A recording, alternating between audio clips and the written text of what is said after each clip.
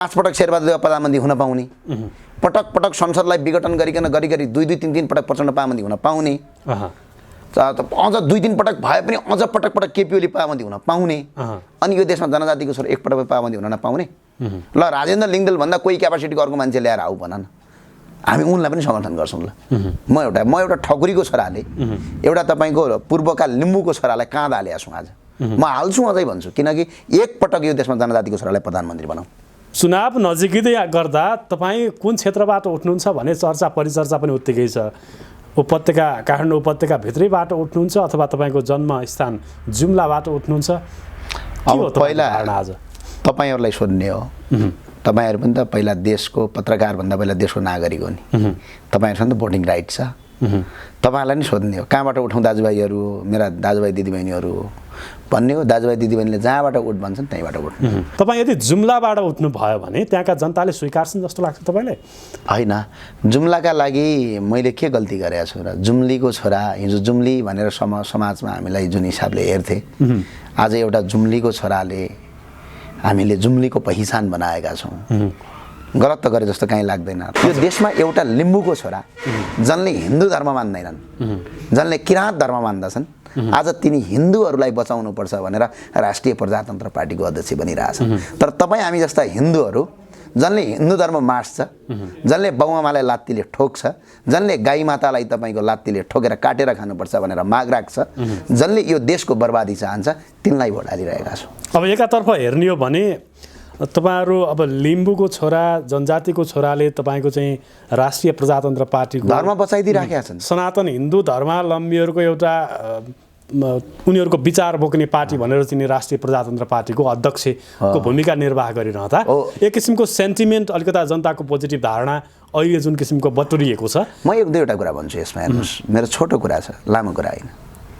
मैले जातीयताको कुरा गरे होइन, यसमा साथीहरू कसैले अप्ठ्यारो नमान्नु होला र देशभरिका दाजुभाइलाई।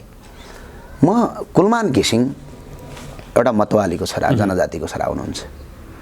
महावीर पुन अहिले अर्को पार्टीका भयो भन्दिनँ, म उहाँको समर्थक पनि हो। उहाँको काम कर्तव्यले हेर्दाखेरि हाम्रो प्रेम आले मगर यसो हेर्दाखेरि उहाँहरूले गरेका कामले यो देशमा त केही न केही परिवर्तन त भएको छ नि त।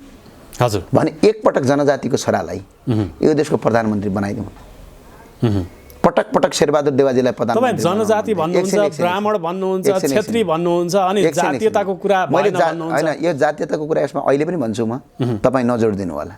तर हरेक जातका मान्छे तपाईँको यो देशको प्रधानमन्त्री बन्न पाउने, ठकुरी बन्न पाउने, ब्राह्मण बन्न पाउने, क्षेत्री त बनै छन्, क्षेत्री ब्राह्मणहरू जम्मै ब्राह्मण र क्षेत्री बनेका छन् र केही ठकुरीहरू बनेका छन्।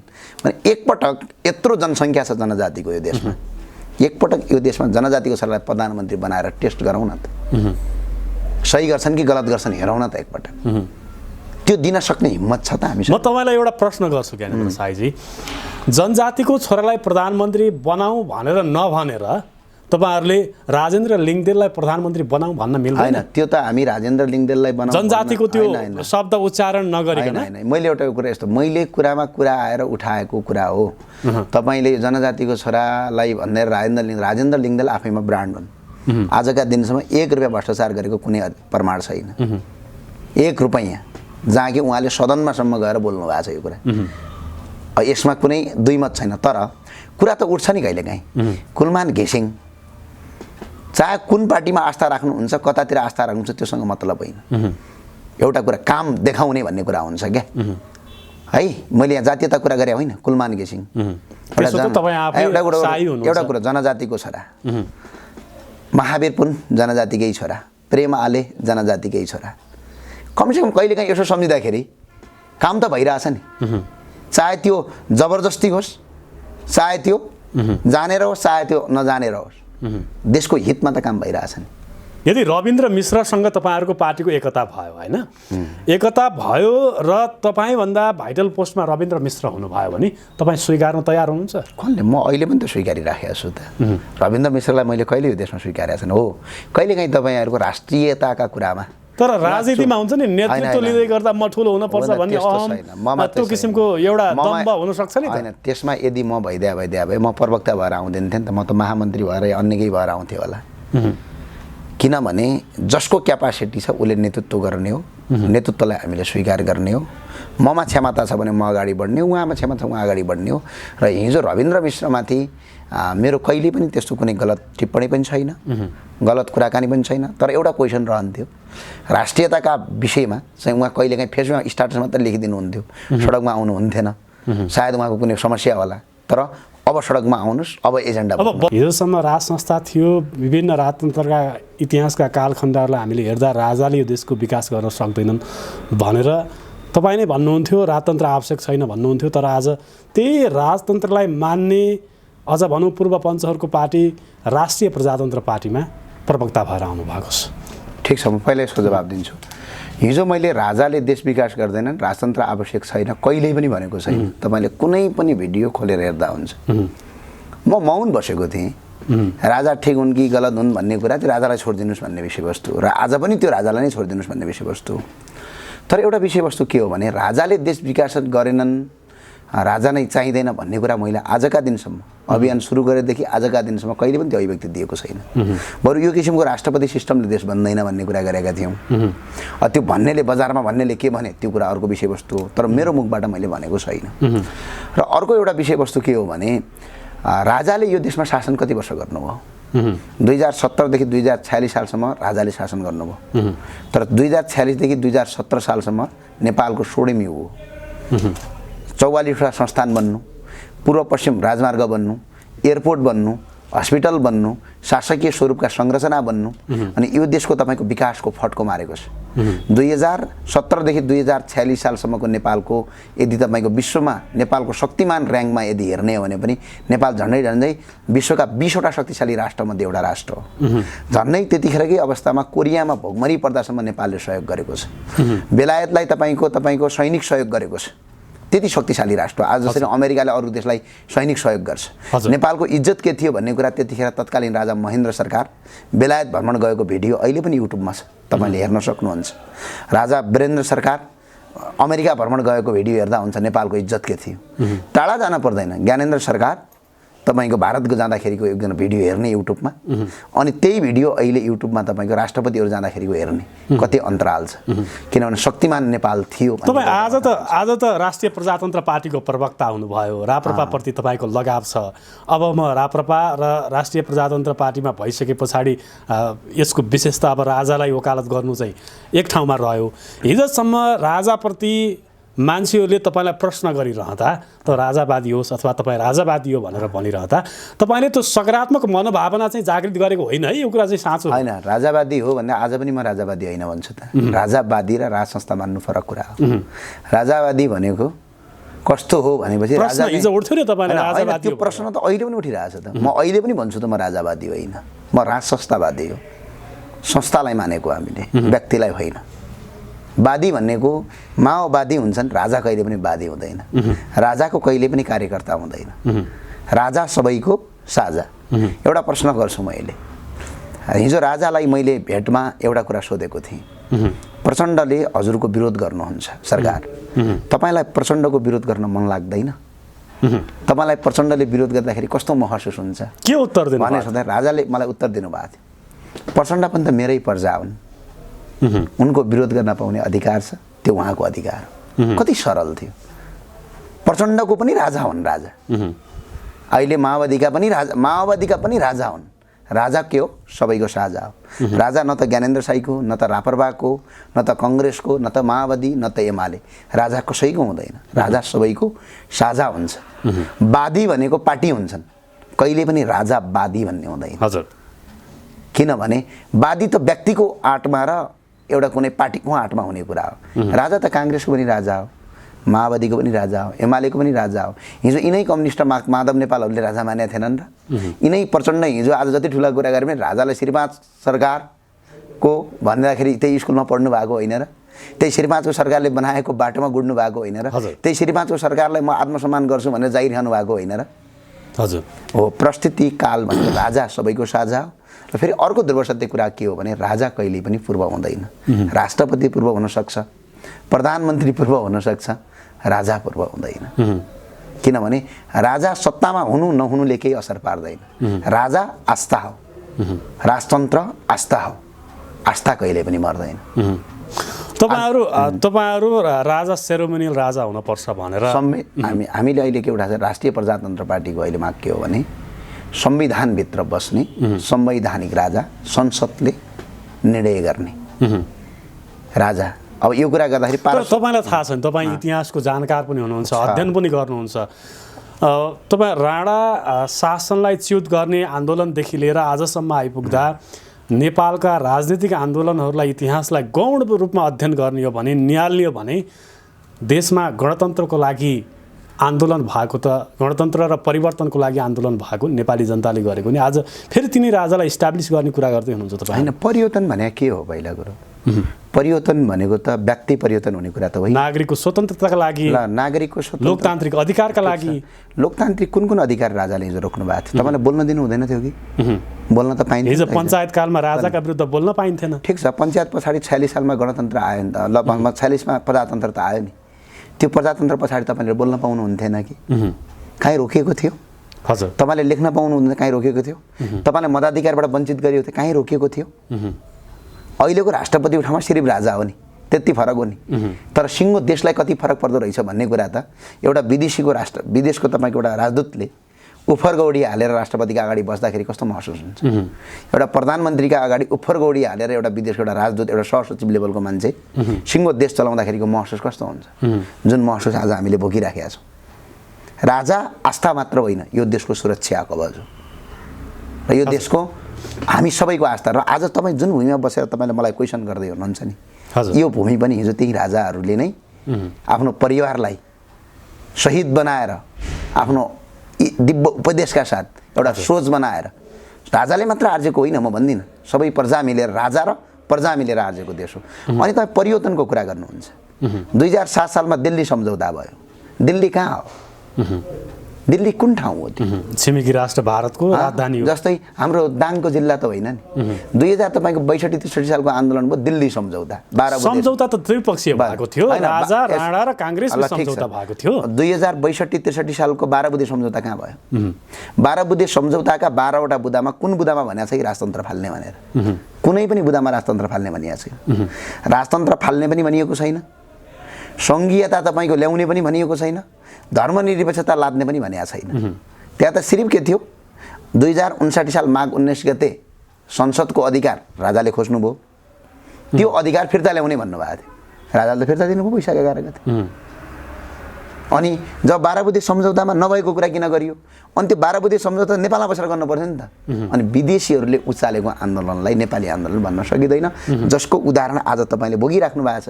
एमसी जस्ता राष्ट्रवादी चिज देशमा आइराखेका छन्, धम धम बजाएर पारित भइराखेका छन्। देशको हालत यो छ, तपाईँको पनि भोलि जीवन के हुने भरोसा छैन, हाम्रो पनि भोलि भरोसा छैन। मान्छे बेरोजगार कति बढे? 2062 सालभन्दा अगाडि, 2046 सालभन्दा अगाडि नेपालमा बेरोजगारी थिएन, थाहा छ तपाईँलाई? नेपालमा बेरोजगारी भन्ने के हो भनेर जनतालाई अचम्म लाग्थ्यो। याद छ? तपाईँको बुवा बाजेलाई सोध्नुहोस्, आज पनि सोध्नुहोस् त एकछिन। घरमा आएर जागिर खा भनेर सरकार घरमा आउँथ्यो। अब आज के भयो? यो देशमा बेरोजगारी यति बढ्यो किनकि 44वटा संस्थान बेच्यो यो देशमा। भएका उद्योग कल कारखाना एनजिओ आइएनजिओको नाममा तपाईँको धराशयी पारे। नेपालले गलैँचा विश्वमा निर्यात गर्थ्यो। त्यो विभिन्न एनजिओ आइएनजिओ ह्युमन राइट के ल्याएर 46 सालभन्दा पछाडि पुरै उद्योग कल कारखाना बन्द गरिए। अलिअलि बचेका थिए, धनी उद्योगका नाममा चन्दा आतङ्क सुरु गरे, चन्दा आतङ्कले बन्द भए। अलिअलि केही बचेका थिए, अहिले प्रत्येक पार्टीले चन्दा आतङ्क सुरु गरेको छ। अनि त्यो चन्दा आतङ्कले सबै कल कारखाना बन्द छन्। अनि देशमा कल कारखाना, उद्योग, धर्म, संस्कृति, परम्परा यदि बसेन भने मुलुक त माटो होइन नि। धर्म संस्कृतिको कुरा ल्याउनु भयो। तपाईँहरूको एजेन्डा छ कि सनातन हिन्दू राष्ट्र नेपाललाई बनाउने छ त। होइन, अधिकतम पपुलेसन पनि पपुलेसनको मात्र तपाईँ सनातन हिन्दू धर्म मान्ने त्यो किसिमको सेन्टिमेन्ट बटुल्नलाई पनि राप्रपाले त्यो किसिमको एजेन्डा अगाडि सारेको भन्नेहरू पनि छन् है। फेरि तपाईँले अहिले व्याख्या गरिरहनु भएको छ नि सनातन हिन्दू धर्मको, यो एउटा हाम्रो व्यावसायिक रूपमा पनि लैजान सक्छौँ भनेर भन्नुभएको छ। आस्था मात्रै होइन, हाम्रो व्यवसाय पनि हो, अर्थतन्त्र पनि हो भनेर भनिरहनु भएको छ। धर्म बिल्कुलै आस्था हो भनेर सोच्नेहरू पनि छन् कि यसलाई अर्थसँग, पुँजीसँग टिका टिप्पणी गर्दा कतिको सान्दर्भिक हुन्छ? त्यो सान्दर्भिक हुन्छ किनभने देशअनुसारको भेष हुने हो। आज हाम्रो भूगोलले के छ, जस्तै हामीले सुनको थाल समाउने, सुनको थालमा भिख माग्ने परम्परा भन्यो यो देशमा। सुनको थाल समाउने, सुनको कचौरा समाएर फलामका सिक्काको भिख माग्ने देश बन्यो आज। देख्नु भएको छ हाम्रो देशमा झन्डै विश्वका 121 करोडको आस्थाको केन्द्र पशुपतिनाथ र राजनीति हिन्दू धर्मको मान्दछन्। विश्वमा 121 करोड मान्छे, झन्डै 58 करोड बुद्धिस्ट धर्मावलम्बीले बुद्ध धर्म मान्दछन्। तिनीहरूको दुईटैको पवित्र स्थल नेपालमा छ। 10% मात्र हामीले धार्मिक पर्यटक भित्रायौँ भने, म्याक्सिमम 10% भित्रायौँ भने झन्डै 18 करोड मान्छे नेपाल आउँछ। अब त्यति नगरेर 1% मात्रै भित्रायो भने करिब 2 करोड आउँछन् मान्छे। 2 करोड मान्छेले यदि नेपाल भ्रमण गरे भने तिनीहरूले नेपालमा गर्ने खर्चले यो देश कहाँ पुग्छ, यो देशको अर्थतन्त्र कता पुग्छ, हामीले कल्पना पनि गर्न सक्दैनौँ। उदाहरणका लागि मुसलमानहरूको हज गर्ने, मक्का मदिना हेर्ने, साउदी अरबको टोटल जिडिपीको 26% जिडिपी मक्का मदिनाको रकमबाट आउँछ। झन्डै इजरायल हेर्ने, हाम्रोभन्दा कति ठुलो अर्थतन्त्र छ। हाम्रो 1 वर्षको, इजरायलको 1 वर्षको अर्थतन्त्र झन्डै हाम्रो 15 वर्षको अर्थतन्त्र हुन्छ, बजेट हुन्छ। त्यो बजेट भएको देशको झन्डै 14% जिडिपी जिसस क्राइस्ट र को दर्शन जन्मस्थललाई दर्शन गर्न आउने मान्छेबाट उठ्छ भने हामीले त्यो कुरालाई किन नप्रयोग नगर्ने? हामी त बुद्धको देश, किराँतको देश, हिन्दूको देश हो यो। यसलाई हामीले आस्थासँग मात्र होइन अर्थतन्त्रसँग हेरौँ। अनि अर्को कुरो जातीयताका लागि भन्नुभयो, तर आज हामीले, तपाईँले पनि घिन मान्नुपर्छ, हामीले पनि घिन मान्नुपर्ने अवस्था आयो। यो देशमा एउटा लिम्बूको छोरा जसले हिन्दू धर्म मान्दैनन्, जसले किराँत धर्म मान्दछन्, आज तिनी हिन्दूहरूलाई बचाउनुपर्छ भनेर राष्ट्रिय प्रजातन्त्र पार्टीको अध्यक्ष बनिरहेछन्। तर तपाईँ हामी जस्ता हिन्दूहरू जसले हिन्दू धर्म मार्छ, जसले बाउआमालाई लात्तीले ठोक्छ, जसले गाई मातालाई तपाईँको लात्तीले ठोकेर काटेर खानुपर्छ भनेर माग राख्छ, जसले यो देशको बर्बादी चाहन्छ, तिनलाई भोट हालिरहेका छौँ। अब एकातर्फ हेर्ने हो भने तपाईँहरू अब लिम्बूको छोरा, जनजातिको छोराले तपाईँको चाहिँ राष्ट्रिय प्रजातन्त्र पार्टीको धर्म बचाइदिइराखेका छन्। सनातन हिन्दू धर्मावलम्बीहरूको एउटा उनीहरूको विचार बोक्ने पार्टी भनेर चाहिँ राष्ट्रिय प्रजातन्त्र पार्टीको अध्यक्षको भूमिका निर्वाह गरिरहँदा एक किसिमको सेन्टिमेन्ट, अलिकता जनताको पोजिटिभ धारणा अहिले जुन किसिमको बटुरिएको छ। म 1-2वटा कुरा भन्छु यसमा। हेर्नुहोस्, मेरो छोटो कुरा छ, लामो कुरा होइन। मैले जातीयताको कुरा गरे होइन, यसमा साथीहरू कसैले अप्ठ्यारो नमान्नु होला र देशभरिका दाजुभाइलाई। म कुलमान घिसिङ एउटा मतवालीको छोरा, जनजातिको छोरा हुनुहुन्छ। महावीर पुन अहिले अर्को पार्टीका भयो भन्दिनँ, म उहाँको समर्थक पनि हो। उहाँको काम कर्तव्यले हेर्दाखेरि हाम्रो प्रेम आले मगर यसो हेर्दाखेरि उहाँहरूले गरेका कामले यो देशमा त केही न केही परिवर्तन त भएको छ नि त। हजुर, भने एकपटक जनजातिको छोरालाई यो देशको प्रधानमन्त्री बनाइदिउँ। पटक पटक शेरबहादुर देवाजीलाई प्रधानमन्त्री, जनजाति भन्नुहुन्छ, ब्राह्मण भन्नुहुन्छ, क्षेत्री भन्नुहुन्छ, अनि जातीयताको कुरा होइन, यो जातीयताको कुरा यसमा अहिले पनि भन्छु म, तपाईँ नजोडिदिनु होला। तर हरेक जातका मान्छे तपाईँको यो देशको प्रधानमन्त्री बन्न पाउने, ठकुरी बन्न पाउने, ब्राह्मण बन्न पाउने, क्षेत्री त बनाए छन्। क्षेत्री ब्राह्मणहरू जम्मै ब्राह्मण र क्षेत्री बनेका छन् र केही ठकुरीहरू बनेका छन्। भने एकपटक यत्रो जनसङ्ख्या छ जनजातिको यो देशमा, एकपटक यो देशमा जनजातिको छोरालाई प्रधानमन्त्री बनाएर टेस्ट गरौँ न त। सही गर्छन् कि गलत गर्छन् हेरौँ न त एकपटक। त्यो दिन सक्ने हिम्मत छ त हामीसँग? म तपाईँलाई एउटा प्रश्न गर्छु ज्ञानेन्द्र साईजी, जनजातिको छोरालाई प्रधानमन्त्री बनाऊ भनेर नभनेर तपाईँहरूले राजेन्द्र लिङ्गदेललाई प्रधानमन्त्री बनाऊ भन्न मिल्दैन? होइन, त्यो त हामी राजेन्द्र लिङ्गदेललाई बनाऊ जनजातिको त्यो शब्द उच्चारण नगरिकन। होइन, मैले एउटा कुरा यस्तो, मैले कुरामा कुरा आएर उठाएको कुरा हो। तपाईँले जनजातिको छोरालाई भनेर राजेन्द्र लिङ्गदेल आफैमा ब्रान्ड हुन्। आजका दिनसम्म 1 रुपियाँ भ्रष्टाचार गरेको कुनै प्रमाण छैन, 1 रुपियाँ, जहाँ कि उहाँले सदनमासम्म गएर बोल्नु भएको छ यो कुरा। यसमा कुनै दुई मत छैन। तर कुरा त उठ्छ नि कहिलेकाहीँ। कुलमान घिसिङ चाहे कुन पार्टीमा आस्था राख्नुहुन्छ, कतातिर आस्था राख्नुहुन्छ, त्योसँग मतलब होइन। एउटा कुरा काम देखाउने भन्ने कुरा हुन्छ क्या है। मैले यहाँ जातीयता कुरा गरेँ होइन, कुलमान घिसिङ एउटा कुरा जनजातिको छोरा, महावीर पुन जनजातिकै छोरा, प्रेम आले जनजातिकै छोरा। कमसेकम कहिलेकाहीँ यसो सम्झिँदाखेरि काम त भइरहेछ नि। चाहे त्यो जबरजस्ती होस्, चाहे त्यो जानेर होस्, चाहे त्यो नजानेर होस्, देशको हितमा त काम भइरहेछ नि। भने एकपटक दिउँ न त। त्यति हिम्मत गर्दैनौँ हामी। खुब जातजातिको कुरा उठाउँछौँ। म अरूलाई पनि क्वेसन गर्छु, जातीयताका विरुद्धमा भनेर हिजो हतियार उठाएका होइनन्? जनजातिहरू, पिछडित वर्गहरू, दलितहरू पछाडि परे भनेर हतियार उठाएका होइनन्? हजुर। ती हतियार उठाउनेले आफ्नो पार्टीको अध्यक्ष कुनै जनजातिको छोरालाई बनाउन सक्ने हिम्मत छ? या पछाडित र दलितको छोरालाई बनाउने अधिकार हिम्मत राख्छन् राख्दैनन्। तर जनले हतियार नउठाएर स्वतन्त्र रूपमा यो मुलुक चाहिन्छ भनेर आज तिनीहरूले जनजातिको छोरालाई यो अध्यक्ष बनाएका छन्। म ती जो जातीय जनले जनजाति पछाडित भए, जो दलित पछाडित भए, पछाडित वर्ग पछाडि भयो भने जनले राजनीति गरिरहेछन्, हामीले त गरेका छैनौँ, उनीहरूलाई एउटा ठुलो एउटा सजेस्ट हो। खै त आज म त अरू टाढाको कुरा गर्दिनँ। अब कुनै पनि राजनीतिक दलमा अध्यक्ष हुन, त्यसको नेतृत्व लिन त्यसका आफ्नै विधि र पद्धति हुन्छन्, त्यसका आफ्नै सिस्टम हुन्छन्। अब राजेन्द्र लिङ्गदेल स्वयं महाधिवेशन लडेर अध्यक्ष हुनुभएको छ, काङ्ग्रेसमा पनि त्यो खुला छुट छ, एमालेमा पनि छुट छ। खै त समर्थन गरेको खै त भोट हालेको, काङ्ग्रेसमा त लडेका थिए मान्छे। त्यो त आफ्नो व्यक्तिको खुबीको कुरा होइन। अनि त्यसो भने माओवादीमा त भोट हुँदैन त, मैले अरूको कुरा गरिनँ। त्यहाँ त टिको लाएर बनाउने हो त। के प्रचण्डज्यूसँग हिम्मत छ त? नेपालमा सबभन्दा बढी जातजातिको राजनीति गर्ने र जनजातिको हितको मसिया आउँ भन्ने प्रचण्ड होइनन्? प्रचण्डको पार्टीमा त चुनाव हुँदैन। के प्रचण्डको पार्टीमा सुदन किराँतीलाई पार्टी अध्यक्ष बनाउन सक्ने हिम्मत राख्दछन्? के प्रचण्डले कुनै दलितको छोरालाई त्यो पार्टीको अध्यक्ष बनाउने हैसियत राख्दछन्? उनी सामान्य कार्यकर्ता भएर सक्दैनन्। त्यो भएरले कारण के हो भने कुरा चाहिँ जातको मात्र उठाउने, कुरा जातीयता गरेर सेन्टिमेन्टल बटुल्ने, तर त्यही जातमाथि बसेर शासन गर्ने अब दिन गए। यो दिन विचार गर्नेले चाहिँ विचार गरून् भन्ने हो। भनेपछि किन नहुने? म एउटा ठकुरीको छोराले एउटा तपाईँको पूर्वका लिम्बूको छोरालाई कहाँ हालेको छु आज? म हाल्छु अझै भन्छु, किनकि एकपटक यो देशमा जनजातिको छोरालाई प्रधानमन्त्री बनाऊ न, के हुन्छ? 5 पटक शेरबहादुर प्रधानमन्त्री हुन पाउने, पटक पटक संसदलाई विघटन गरिकन गरी 2-3 पटक प्रचण्ड प्रधानमन्त्री हुन पाउने, अझ 2-3 पटक भए पनि अझ पटक केपी ओली प्रधानमन्त्री हुन पाउने। अनि यो देशमा जनजातिको छोरा एकपटक प्रधानमन्त्री हुन नपाउने? ल राजेन्द्र लिङ्गदेल भन्दा कोही क्यापासिटीको अर्को मान्छे ल्याएर आऊ भन न, हामी उनलाई पनि समर्थन गर्छौँ। ल छैन नि त कोही भने एउटा जनजातिको छोरालाई समर्थन गरौँ न, एकपटक हेरौँ न, दिउँ न, टेस्ट त गरौँ। हामीले कुलमान घिसिङ टेस्ट गऱ्यौँ नि, हामी सफल भयौँ। कुलमान घिसिङ भन्दा नि अगाडि कोही त थिए त महाप्रबन्धकहरू, हामी सफल भयौँ। महावीर पुन भन्दा अगाडि पनि त कोही थिए, महावीर पुन सफल भयौँ। प्रेमाले भन्दा अगाडि कोही मन्त्री त थिए नि, नभएका त होइनन्। हामी त्यहाँ पनि टेस्ट गऱ्यौँ नि, हामी त्यहाँ फेल भयौँ। प्रेमालेका अहिलेका एक्टिभिटिजले हामी सफल भएको भनेपछि एकपटक यो देशको प्रधानमन्त्री दिन सक्ने हिम्मत हामी राख्दैनौँ। हामी समावेशीको कुरा गर्छौँ। बडा महाराज धीरज पिछाण शाहले भन्नुभएको एउटा कन्सेप्ट सुन्नुभएको छ, 4 बडा 36 जातको फुलबारी हो भन्नुभएको छ।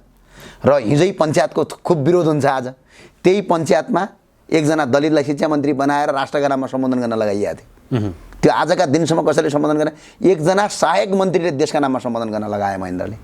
आज पनि तपाईँको जातीय छुवाछुत भयो भने कुन मुद्दा चल्छ हजुर? जातीय छुवाछुत विरुद्धको ऐन 2021 चल्छ आज पनि। त्यो कसले बनाएको? 2021 मा त राजा महेन्द्र सरकारले बनाउनु भयो होइन? खै त यहाँ प्रचण्डजीले पनि बनाएको होइन, शेरबहादुरजीले बनाए होइन। अनि के तपाईँको जातीयताको कुरा र उन्मूलन गऱ्यौँ भन्नु? सिर्फ ढाल बनाएर, हतियार बनाएर उनलाई प्रयोग गरे। जनजातिका सबै दाजुभाइलाई मेरो आग्रह छ, एकपटक बनाएर हेरौँ। एकपटक बनाएर हेरौँ, फेल भयो भने चेन्ज गरौँला त, फेरि के जान्छ? साईजी, अब तपाईँ जति बेला युवा, अझै पनि युवा हुनुहुन्छ, 30 वर्षको हुनुहुन्छ। नेपालमा त अझ अरू पार्टीमा त 60-70 वर्षको उमेरसम्म पनि युवा नेता भनेर भन्ने गरिन्छ। तपाईँ युवा एकजना व्यक्ति, तपाईँले 4-5 वर्ष अगाडि जसरी सडकमा भ्रष्टाचार विरुद्धको अभियान भनेर एउटा साहस गरेर, एउटा अठोट गरेर तपाईँ आउनुभयो र जस अनुरूप देश विदेशमा ठुलो एउटा युवा जमातले तपाईँप्रति एउटा सहानुभूति प्रकट गर्यो र आजको दिनमा पनि केही जमातले सहानुभूति प्रकट गरिरहेको छ। यो बिचमा म तपाईँलाई प्रश्न गर्न चाहन्छु कि हिजो भ्रष्टाचार विरोधी सामाजिक अभियान्ता बनेर तपाईँ त्यो अभियान चलाइरहँदा र आज राष्ट्रिय प्रजातन्त्र पार्टीको प्रवक्ता बनिरहँदा के भिन्नता पाउनु भएको छ? के फरक पाउनु? केही पनि फरक छैन। र फेरि मलाई त राष्ट्रिय प्रजातन्त्र पार्टीको प्रवक्ता मात्रै छैन, सुशासन विभागको प्रमुख पनि छ, जो भ्रष्टाचारका विरुद्धमा काम गर्छ। हिजो एउटा हात थियो लड्नलाई, अहिले 100औं हात जोडिएका छन्। हिजो हामी एक्लै लडेका थियौँ, अहिले हजारौं सिङ्गो पार्टी लडिराखेका छ। अब हेर्दै जानु होला, यसको रिजल्ट आइहाल्छ। 1-2 महिना वेट गर्नुहोस् न, केही न केही रिजल्ट आउँछ, त्यसपछि बहस गरौँला। र अर्को कुरो, अभियन्ता पार्टीमा जान नपर्ने, म नेपालको नागरिक हो, मेरो अधिकार छ कुनै पनि पार्टीमा गएर राजनीति गर्न पाउने। यो क्वेसन तपाईँले मलाई गरिरहँदा म पनि तपाईँलाई क्वेसन गर्न सक्छु नि। हिजो हजुर तपाईँ स्याङ्जातिर हुनुहुन्थ्यो, आज चाहिँ पत्रकार किन्न बन्नुभयो। हजुर आज तपाईँ यहाँ हुनुहुन्छ, भोलि कुनै अन्य पत्रकारिता छोडेर तपाईँ अन्य व्यवसाय गर्न सक्नुहुन्छ। ओ हजुर तपाईँ हिजो पत्रकार हुनुहुन्थ्यो, आज व्यवसाय किन गर्नुभयो? यो क्वेसन आफैमा आफै हो, हरेक मान्छेलाई त्यो अधिकार। तर मैले व्यवसायीहरूको आलोचना गरेको छैन। तपाईँले त हिजो राजनीतिक कर्मीहरूको कार्यकर्ताहरूको आलोचना गर्नुहुन्थ्यो, झोले कार्यकर्ता भयो भनेर भन्नु। अहिले पनि भन्छु त, झोले कार्यकर्ता आज पनि छन्। झोले भनेको कस्तो थाहा छ? नेतृत्वले गलत, बिबीकै शब्द हो, मेरो शब्द होइन। नेतृत्वले गलत गर्दाखेरि पनि ठुलो ठुलो हेरेर बस्ने कार्यकर्ता भनेको कि त अवसरवादी हो कि त दास हो। यो मेरो भनाइ होइन है, काङ्ग्रेसको अध्यक्ष संस्थापक नेता विश्वेश्वर प्रसाद कोइरालाज्यूको। आज उहाँकै शब्दलाई म सापट्टि लगाएर फेरि पनि भन्छु, यो नेतृत्व काङ्ग्रेसले पुरै देश बेचिरहँदा महाकालीमा देश बेच्यो, कोशी सम्झौतामा देश बेच्यो, गण्डक सम्झौतामा देश बेच्यो, टनकपुर बेच्यो, लिपुलेक र लिम्बियाधुरा बेच्यो, हुँदा एमसिसीमा देश बेच्यो। यति बेचिरहँदा पनि अब काङ्ग्रेसलाई समर्थन गर्नु भनेको कि त अवसरवादी हो कि त दास हो, र त्यसलाई समर्थन गर्नेलाई आज पनि झोले भन्छु। आज पनि राष्ट्रिय प्रजातन्त्र पार्टीमा यदि कसैले गलत काम गरेको छ भने त्यो गलत कामले मैले स्वीकारेँ भने म झोले हो के, गलत कामको मैले विरोध गर्न सक्यो भने म झोले होइन। आज तपाईँ राजनीतिक पार्टीमा आउँदै गर्दा झोले होइन त्यसो भए? होइन, झोले राजनीतिक पार्टीमा होइन। झोले भनेको कस्तो हो भनेपछि जनले नेतृत्वले जति गलत गर्दाखेरि पनि सही हो भनेर थापेर हिँड्छ क्या, त्यो प्रवृत्ति त एउटा सिङ्गै कुनै एउटा पार्टीमा छैन नि। नेपालका हरेक पार्टीमा छ, यही राष्ट्रिय प्रजातन्त्र पार्टीमा पनि त छन् नि त। यदि राष्ट्रिय प्रजातन्त्र पार्टीले भोलि त्यही किसिमको क्रियाकलाप, अहिले गलत क्रियाकलाप नेताहरूले गरेको क्रियाकलाप त्यस्तै गर्यो भने मेरो विरोध रहन्छ। त्यति बेला तपाईँ झोले अहिले भन्नुहुन्न? म भन्दिनँ। आज भीमरावल झोले छैनन् नि। नेकपा एमाले यत्रो राष्ट्रघात गरिरहँदाखेरि पनि भीमरावल त विरुद्धमै हुनुहुन्छ नि। अनि के मैले भीमरावललाई झोले भन्न मिल्छ? मिल्दैन। राष्ट्रवादी छोरो भन्न मिल्छ। हो त्यस्तो हामीबाट पनि भोलि पार्टीले गलत गर्छ भने विरुद्ध सुरु हुन्छ। हामी कुनै यहाँ व्यक्ति बन्न र कसैको दास बन्न आएको होइन, सिङ्गो देश र मुलुक बनाउन आएको। मुलुकको हितमा काम कुनै पार्टीले मात्र होइन, कुनै दलले मात्र होइन, कुनै व्यक्तिले गरे पनि त्यसको विरुद्धमा गइन्छ। तपाईँहरूको जस्तै एउटा विचार बोक्ने पार्टी जसको नेतृत्व रविन्द्र मिश्रले गर्नुभएको छ, उहाँहरूसँग एकताका कुराहरू पनि बाहिर चर्चामा आउने छन्। के छ आज प्रश्न पार्टी खुलाइदिनुहोस्। होइन, यहाँ वार्ता टोली बनेको छ। वार्ता टोलीको संयोजकमा धवल शमशेर राणा हुनुहुन्छ। धवल शमशेर राणाज्यूले, महामन्त्रीज्यूले वार्ता अगाडि बढाउनु भएको छ। त्यसको रिजल्ट आएपछि हामी तपाईँलाई बताउँछौँ। यदि रविन्द्र मिश्रसँग तपाईँहरूको पार्टीको एकता भयो होइन, एकता भयो र तपाईँभन्दा भाइटल पोस्टमा रविन्द्र मिश्र हुनुभयो भने तपाईँ स्वीकार्न तयार हुनुहुन्छ? कसले? म अहिले पनि त स्वीकारिराखेको छु त। रविन्द्र मिश्रलाई मैले कहिले यो देशमा स्वीकारेको छैन। हो, कहिलेकाहीँ तपाईँहरूको राष्ट्रियताका कुरामा, तर राजनीतिमा हुन्छ नि, नेतृत्व लिँदै गर्दा म ठुलो हुनुपर्छ भन्ने त्यो किसिमको एउटा दम्भ हुन सक्छ नि। होइन, त्यसमा यदि म भइदिए भए म प्रवक्ता भएर आउँदैन थिएँ नि त, म त महामन्त्री भएर अन्य केही भएर आउँथेँ होला। किनभने जसको क्यापासिटी छ उसले नेतृत्व गर्ने हो, नेतृत्वलाई हामीले स्वीकार गर्ने हो। ममा क्षमता छ भने म अगाडि बढ्ने हो, उहाँमा क्षमता छ उहाँ अगाडि बढ्ने हो। र हिजो रविन्द्र मिश्रमाथि मेरो कहिले पनि त्यस्तो कुनै गलत टिप्पणी पनि छैन, गलत कुराकानी पनि छैन। तर एउटा क्वेसन रहन्थ्यो, राष्ट्रियताका विषयमा चाहिँ उहाँ कहिलेकाहीँ फेसबुकमा स्टाटस मात्रै लेखिदिनुहुन्थ्यो, सडकमा आउनुहुन्थेन। सायद उहाँको कुनै समस्या होला, तर अब सडकमा आउनुहोस्, अब एजेन्डा। अब बहुचर्चित सवाल, राष्ट्रिय राजनीतिमा सबैभन्दा चर्को बहस भएको पछिल्लो समयमा एमसिसीको विषयमा रविन्द्र मिश्रको धारणा तपाईँलाई थाहा छ नि?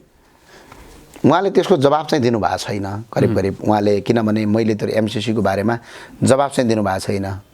अब उहाँले के जवाब दिनुभयो त्यो मलाई थाहा पनि छैन, किनभने उहाँले त्यो पत्रकारै सम्मेलन गरेर एमसिसीको धारणा यस्तो भन्नुभएको छैन अहिले।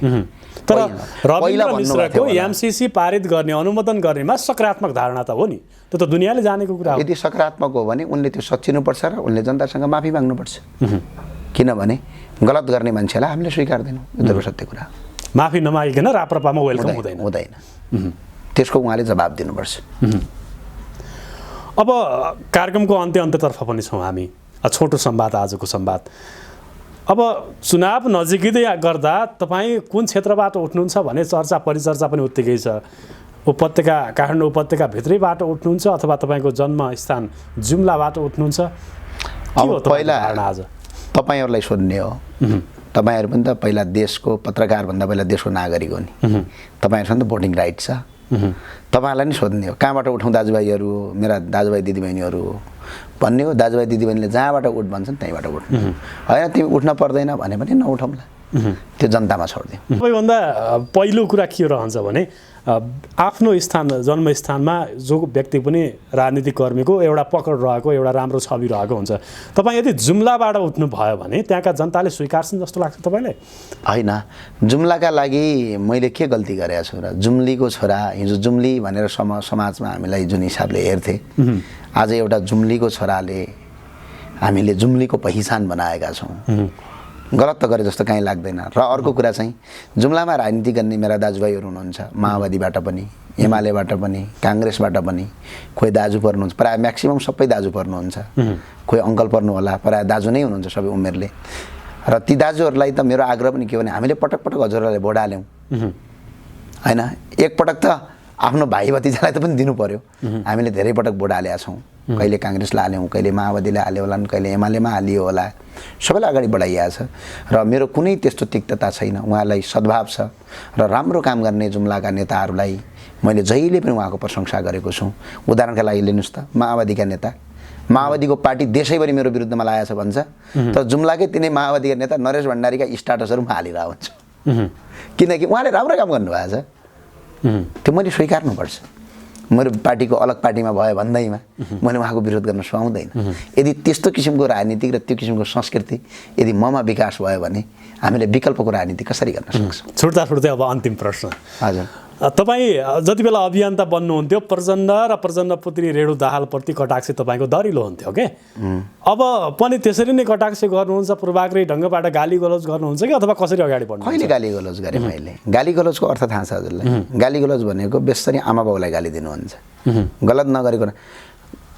प्रचण्ड पुत्री रेणु दाहाल र प्रचण्डप्रति म कहिले पनि पूर्वाग्रही होइन। उहाँहरूले गरेका गलत कुराको पर्दाफास गरे, आज पनि गर्नु भने निस्सा बाँड्नु भएछ, लाल पूर्जा बाँडे भन्दै स्टाटस लेख्नुभयो। हजुर, त्यो त गलत हो नि। निस्सा र लाल पूर्जामा त आकाश जमिन फरक छ नि त। त्यो पनि सरकारी जग्गाको, उहाँको व्यक्तिगत सम्पत्ति त होइन। यस्ता किसिमका गलत प्रचण्ड पुत्री र प्रचण्डको रेणु दाहाल मात्र होइन कि अन्य कुनैले गरे पनि, भोलि राष्ट्रिय प्रजातन्त्र पार्टीभित्रका मान्छेले गरे पनि उनको विरोध गरिन्छ। तपाईँको भाषणलाई लिएर गगन थापाले अहिलेसम्म जति पनि विकास गरेका छौँ विदेशी अनुदान सहयोगै लिएर गरेका छौँ भनेर पनि तपाईँको थोरै पोइन्टमा उत्तर दिनुभएको थियो। मण्डले भनेर पनि जोड्नु भएको थियो तपाईँलाई। यसप्रति के छ धारणा, ठ्याक्कै भन्नुहोस् त। मण्डले भन्दाखेरि गगन थापाले गौरव गर्ने, तिनै मण्डलले बनाएको पोखराको सभा हलमा उहाँले भाषण गर्नुभयो होइन। तिनै मण्डलले बनाएको बाटोमा गुडेर उहाँ पोखरा पुग्नुहुन्छ, तिनै मण्डलले बनाएको एयरपोर्टमा उहाँ उत्रिनुहुन्छ। अब एउटा कुरो सुन्नुहोस्। र अर्को कुरा, मण्डले भन्ने प्रवृत्ति म 48 सालमा जन्मिया मान्छे मण्डले कि मण्डले कालमा जन्मेका गगन थापा मण्डले, यसमा फरक पृष्ठभूमि हो। र गगन कुमार थापालाई अहिले पनि मेरो आग्रह के हो भने मागेर देश चल्दैन, तपाईँलाई चारपाटा मोडाएर मेरो देशको अस्तित्व बच्दैन। यो देश बेच्ने र अस्तित्व बेच्ने काम जनताले जन्मका हिसाबले भन्दा सोचका हिसाबले हुन्छ नि मण्डले त। तपाईँ अगाडि जन्मिनु होला, पछाडि जन्मिनु होला, तपाईँभन्दा पछाडि म जन्मिनु होला। कसरी के हिसाबले तपाईँको सोचका हिसाबले मण्डले भयौँ हामी प्रजातन्त्र मान्छौँ र यो देशको राजतन्त्र मान्छौँ, राज संस्था मान्छौँ। तिनै राजाले आर्जेको देशमा आज गगन थापा उभिएर भाषण गर्नुहुन्छ अनि तिनै हाम्रा बडा महाराज पृथ्वीनारायण शाहलाई ठाडो रूपमा उहाँ गाली गर्नुहुन्छ, उहाँको कटाक्ष गर्नुहुन्छ। त्यो गर्नु भनेको घर आफ्नो बुवालाई आफ्नो विरोध गर्नु हो। पृथ्वीनारायण शाह यो देशको निर्माता मात्र होइनन्, यो देशको आस्था हुन्, यो देशको धरोहर हुन्। आस्था र धरोहरमाथि कसैले प्रश्न गर्न पाइँदैन। हुन्छ, अमूल्य समय दिनुभयो तपाईँ। र मेरो अर्को आग्रह के छ भने जुन देशले जसले आर्जेको मुलुक हो त्यही मुलुकमा बसेर तिनै राष्ट्रपितामाथि गाली गर्दाखेरि तपाईँले आफ्नो आमाको रगत आफै खाए बराबर।